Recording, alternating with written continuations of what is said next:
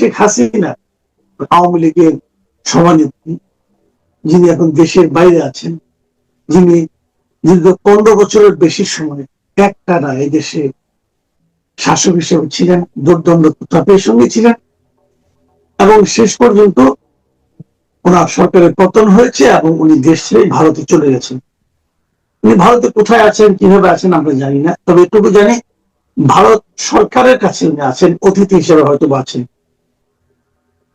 মাঝে মাঝে ওখান থেকে ওনার কিছু অডিও বার্তা আমরা শুনতে পেতাম, এবং যতবার উনি অডিও বার্তা দিতেন তার কর্মীদের উদ্দেশ্যে, ততবারই দেখতাম যে তার পরপরই এদেশে একটা এক ধরনের অস্থিরতা তৈরি হতো, মিছিল, মিটিং, পুলিশি মানে তৎপরতা, এরকম দেখতাম। সবশেষ আমরা গতকালকে ভারতের মিডিয়া এনডিটিভি কে উনি একটা ইন্টারভিউ দিয়েছেন ইমেলের মাধ্যমে। মানে উনি এনডিটিভি ওনাকে ইমেলের মাধ্যমে প্রশ্নগুলো পাঠিয়েছেন, উনি সেখানে উত্তর দিয়েছেন। এর অনেক কথাই হয়েছে, কিন্তু যে কথাটা নিয়ে আমরা আজকে আলোচনা করতে চাচ্ছি সেটা হলো উনি সেখানে বলেছেন যে উনি এবছরই দেশে ফিরছেন। তারপরে অনেক আলাপ, কিভাবে ফিরবেন, কারোর সঙ্গে আলাপ আলোচনা করে ফিরবেন, নাকি আপনি নিজে মানে দলীয় সামর্থ্যের জোরে ফিরবেন, আপনার বিরুদ্ধে অলরেডি একটা মামলা, আপনার ফাঁসি রায় হয়ে আছে, তারপরে এসে কি আপনি সে আইনগত লড়াইগুলি করবেন না কি করবেন, এগুলো নিয়ে এরই মধ্যে রাজনৈতিক মহলে নানা ধরনের আলাপ হচ্ছে। যারা আওয়ামী লীগ করেন তারা একভাবে ব্যাখ্যা করছেন, যারা বিএনপি করেন তারা আরেকভাবে ব্যাখ্যা করছেন, যারা জামাত অথবা এনসিপি করেন তাদের এক ধরনের ব্যাখ্যা আমরা শুনতে পাচ্ছি। তো এর বাইরে যে আমি এমন একজনকে আজকে তার বক্তব্য শুনতে চাই, মানে নাহিদ আক্তারের বক্তব্য শুনতে চাই, এই কারণে যে আমি যতদূর জানি নাহিদ আক্তার কোন রাজনীতির সঙ্গে জড়িত নয়। তো একজন অরাজনৈতিক ব্যক্তি যিনি দেশ নিয়ে ভাবেন, সমাজ নিয়ে ভাবেন, আমাদের জীবন নিয়ে ভাবেন, ওনার কাছে শেখ হাসিনার এই বক্তব্যটা কিভাবে উনি মূল্যায়ন করেন, সেই জিনিসটাই আমরা আজকে আপনাদের সঙ্গে শেয়ার করতে চাই। নাহিদ আক্তার, একটু লম্বা ভূমিকা দিলাম, খুবই দুঃখিত, আপনিও বিরক্ত হচ্ছেন বোধহয়, এত লম্বা বলার কি দরকার।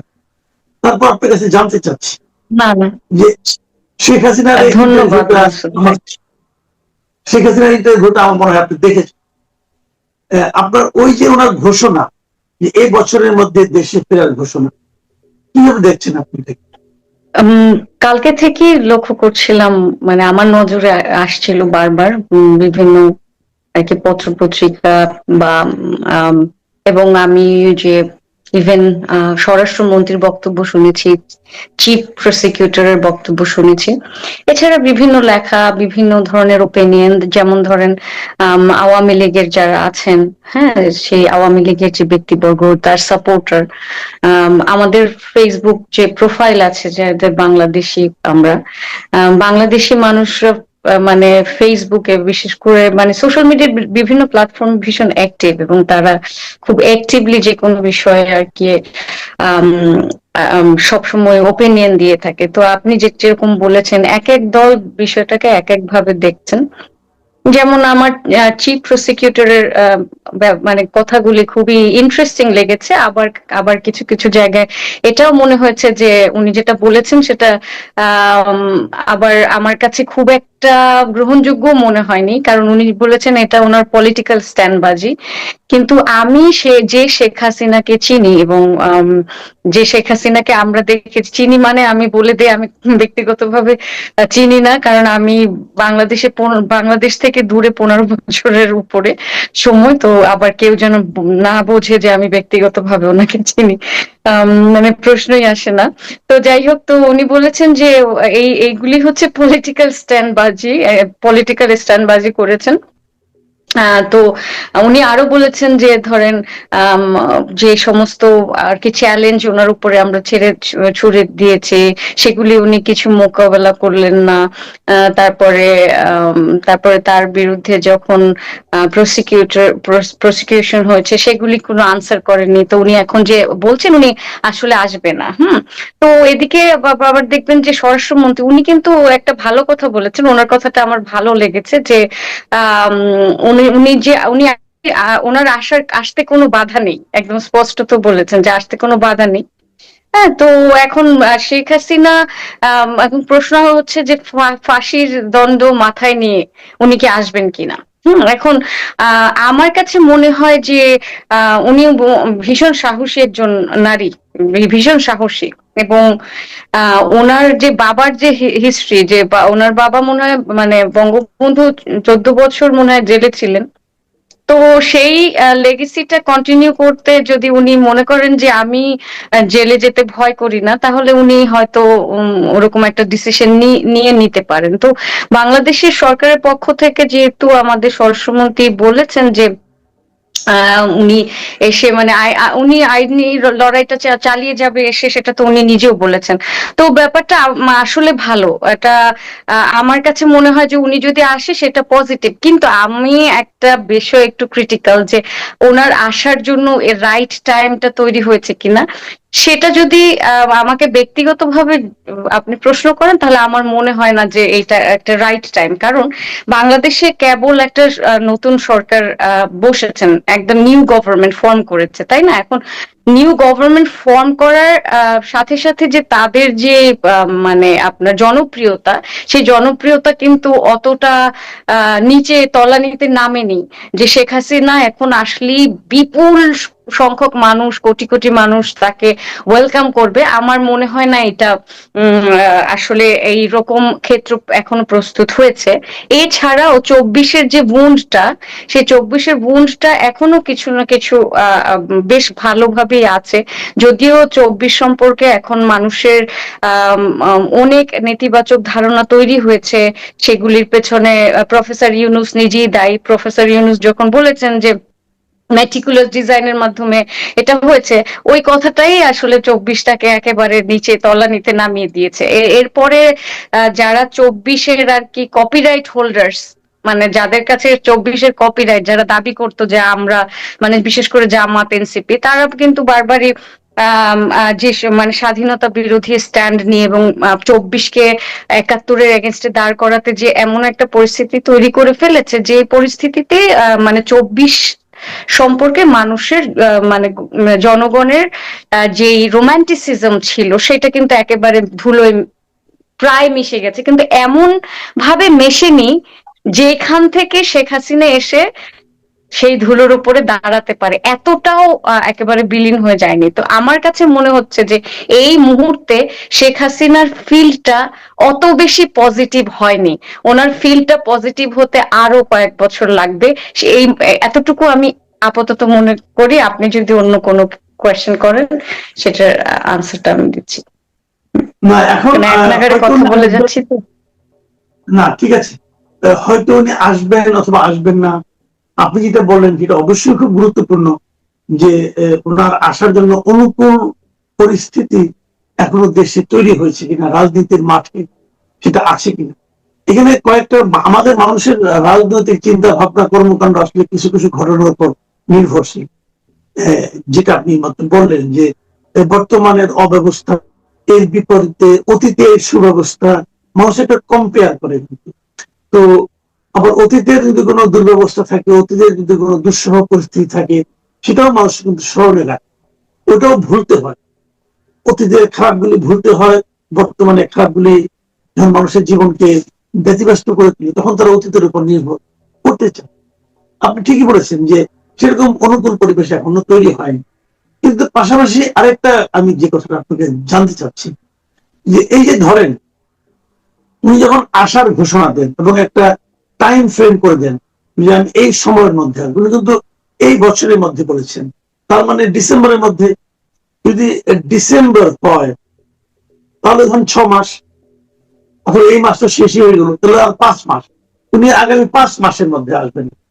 আপনি যে অনুকূল পরিবেশের অনুপস্থিতি দেখতে পাচ্ছেন, সেটা এই 5 মাসের মধ্যে হয়ে যাবে এমনটি আমি জানি না, আপনি মনে করেন কিনা। কিন্তু ইমিডিয়েট যে প্রতিক্রিয়াটা হয়, যে ওনার যারা কর্মীরা থাকেন, নেতা কর্মী থাকেন, অনুসারী থাকেন, তাদের মধ্যে এক ধরনের কিন্তু উত্তেজনা তৈরি হয়। সেই উত্তেজনার কি ফল সেটা আমরা দেখছি। তো সেই উত্তেজনাটা কি এই যারা দেশে আছেন তারা কি সেটাকে ধারণ করতে পারবেন কিনা?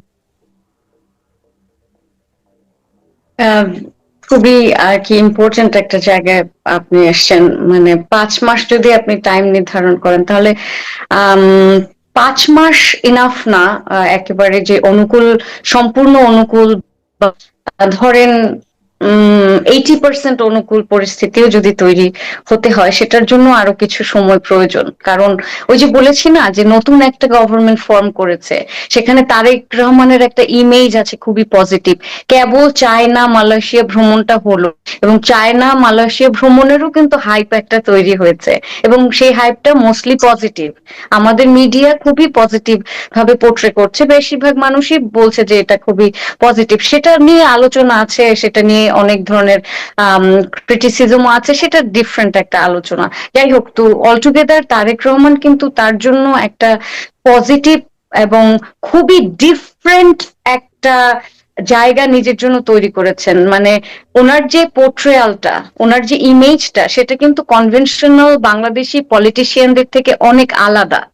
এবং উনি যে আলাদা না, এই জায়গাটাও এখন পর্যন্ত যেতে পারেনি। মানে বাংলাদেশের নতুন গভর্নমেন্ট ধরেন 3 বছর পরে বা 2 বছর পরে এমন কিছু হলো যে তারেক রহমানের যে নিজস্ব যে ক্যারেক্টারিস্টিক, ওই ক্যারেক্টারিস্টিকের উপরে, যেমন ডক্টর ইউনূসের সম্পর্কে তো আমরা অনেক পজিটিভ ছিলাম, সেটাকে ফুল একেবারেই শুধু ইউনূস বলে সবাই বক্তব্য দেয়।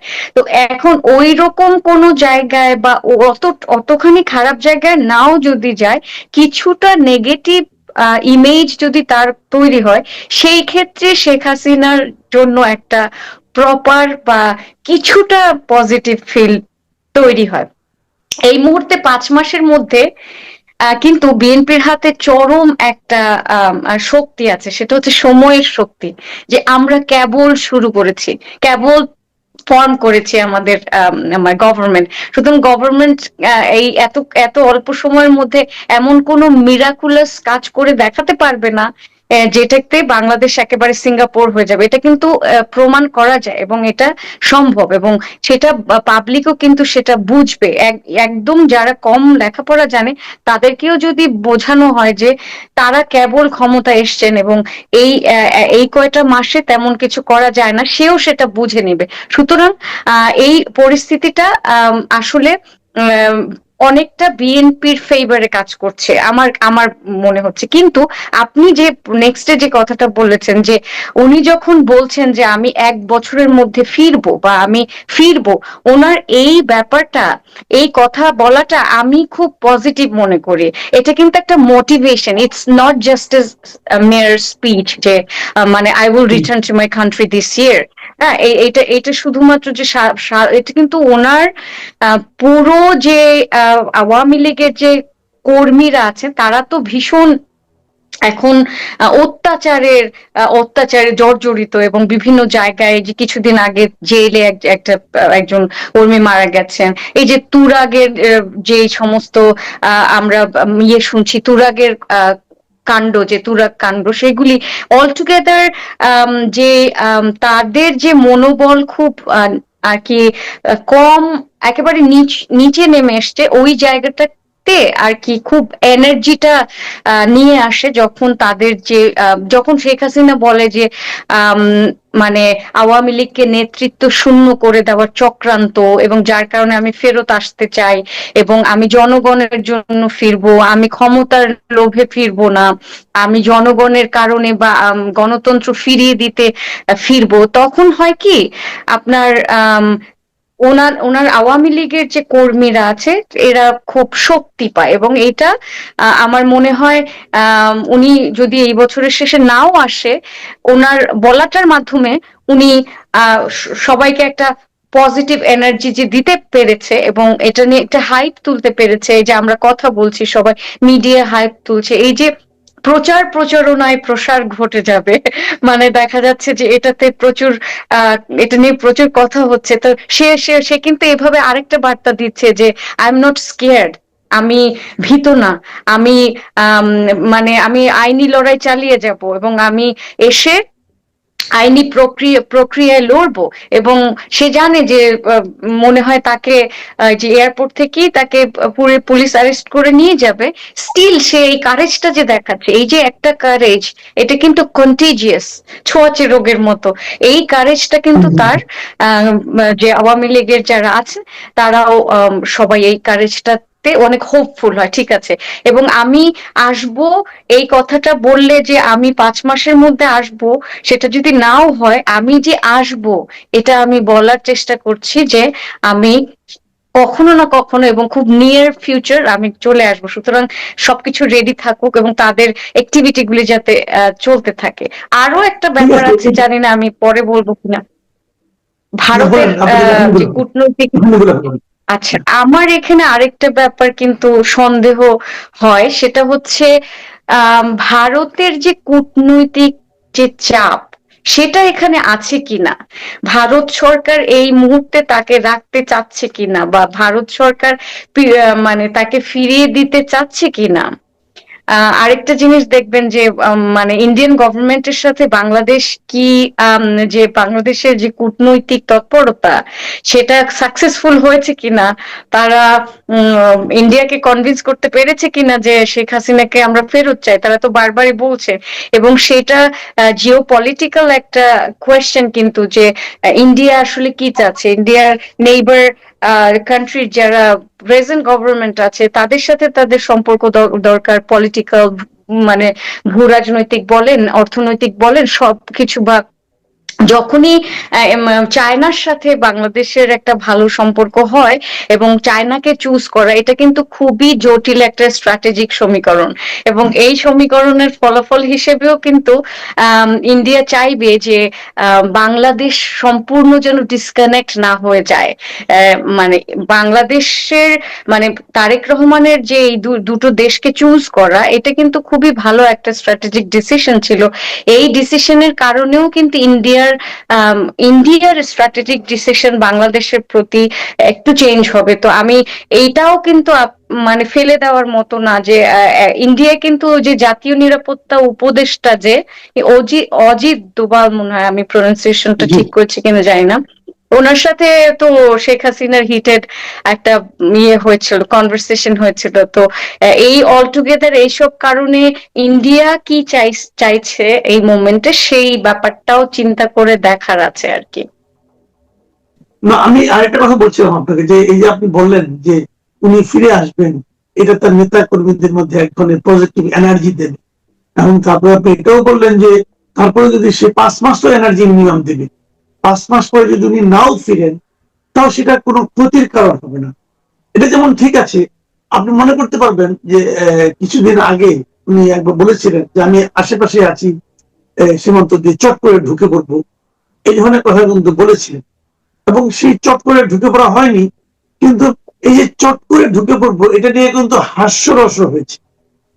তো এই হাস্যরসটা কি আবার দলের জন্য ক্ষতি করবে কিনা?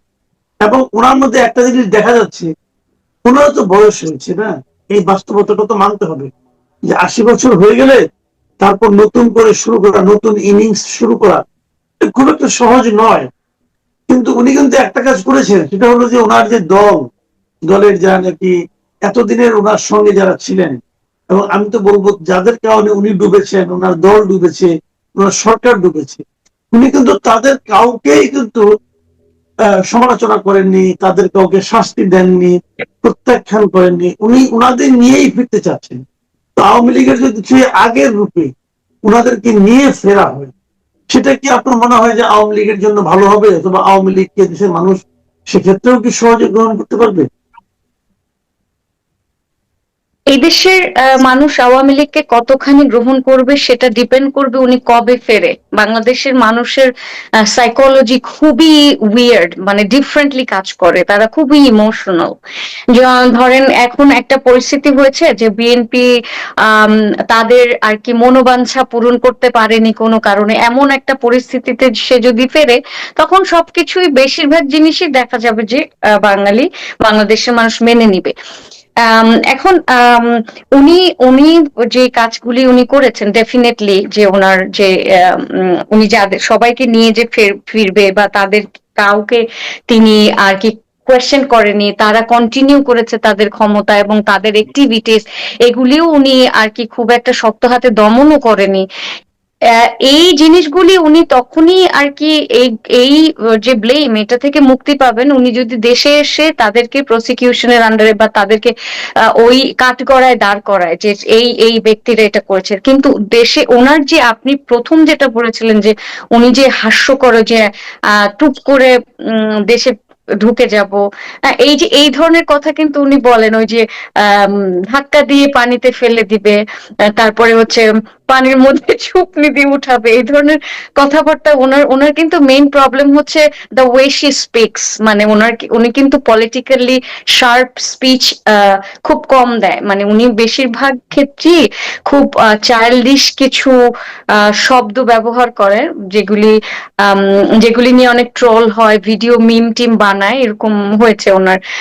এবং 24-এও কিন্তু ওনার সবচেয়ে বড় যে ড্রব্যাকটা ছিল, যে কারণে ওনার ফিরে যেতে মানে ওনার চলে যেতে হলো, সেটার কারণ ছিল হচ্ছে মানে উনি যে কথা বলেছেন, ওনার যে বক্তব্যগুলি পলিটিক্যালি খুব আনশার্প ছিল। তো ওনার পলিটিক্যালি আনশার্প কথাবার্তা সবসময় ছিল, কিন্তু এই মোমেন্টে যেটা বলেছেন আমার কাছে মনে হয় না যে বিগত দিনের ওই গল্প যে উনি টুপ করে ঢুকে যাবে বা কাউকে পানিতে ফেলবে এটা সেটা, ওইগুলির সাথে এটার যে খুব একটা আসলে মিল আছে এটা আমার মনে হয় না। কারণ এই মোমেন্টে সিনারিওটা ডিফারেন্ট, এবং এই মোমেন্টে কিন্তু ওইরকম ফানি কোনো আর কি উনি পাঞ্চ লাইন কিন্তু দেয় নাই, সবসময় কিন্তু উনি একটা পাঞ্চ লাইন দিয়ে দেন।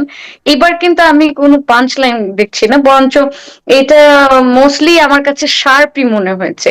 এটা অল টুগেদার ভারতে তার বর্তমান কি অবস্থা, ভারতের ভূ রাজনীতি, বাংলাদেশের সাথে ওনার মানে বাংলাদেশের সাথে ভারতের সম্পর্ক, বাংলাদেশের সরকারের ভারতের সাথে কি ধরনের স্ট্র্যাটেজি গ্রহণ করবে ভবিষ্যৎ, অলটুগেদার অনেক কিছু সাথে ব্যাপারটা জড়িত। এখন ওনার নেতাকর্মীদের জন্য জিনিসটা আহ এই মোমেন্টে কঠিন হয়ে যায়, এমন কোনো বক্তব্য আমি এই সময়ে বা এই আজকের ঘটনায় দেখতে পাচ্ছি না। তাহলে তো আপনি বলতে চাচ্ছেন যে এটা তার জন্য একটা বেশ গুরুত্বপূর্ণ একটা রাজনৈতিক চাল হতে পারে। Right, that's what I think. এবং এটা এটা এটা এটা সাকসেসফুল হতেও পারে, নট নেসেসারিলি যে এটা শুধু, আমি কিন্তু একবারও বলছি না যে উনি শুধু বলেছেন, উনি এটা করবে না। আমি কিন্তু তাকে ব্যক্তিগতভাবে খুবই সাহসী মানুষ মনে করি, এবং তিনি করতেও পারেন। আর আবার এট দ্য সেম টাইম আবার অনেকে বলতে পারেন তার সাহসী হলে তাহলে 24-এ তিনি পালিয়ে গেলেন কেন। দেখেন 24-এর ঘটনা ভিন্ন, ও সময় মানে লক্ষ লক্ষ মানুষ এসে যখন ঘেরাও করবে তখন ওই ওই পরিস্থিতিটা, এখন আমি কিছু বলতে চাচ্ছি না, বাট ওই পরিস্থিতিটার সমীকরণটা ভিন্ন ছিল। তো এই উনি এই মুহূর্তে যে আসতে পারে না সেটা সত্য না, তবে এইটা অবভিয়াসলি ইটস এ ভেরি মানে স্ট্র্যাটেজিক পলিটিক্যাল ডিসিশন, এবং পলিটিক্যাল মেসেজ উনি ওনার মানে নেতা কর্মীদের দিতে চাচ্ছেন, সেটাও অলটুগেদার এভরিথিং ক্যান হ্যাপেন, মানে মাল্টিপল ট্রুথ থাকতে পারে ব্যাপারটাতে।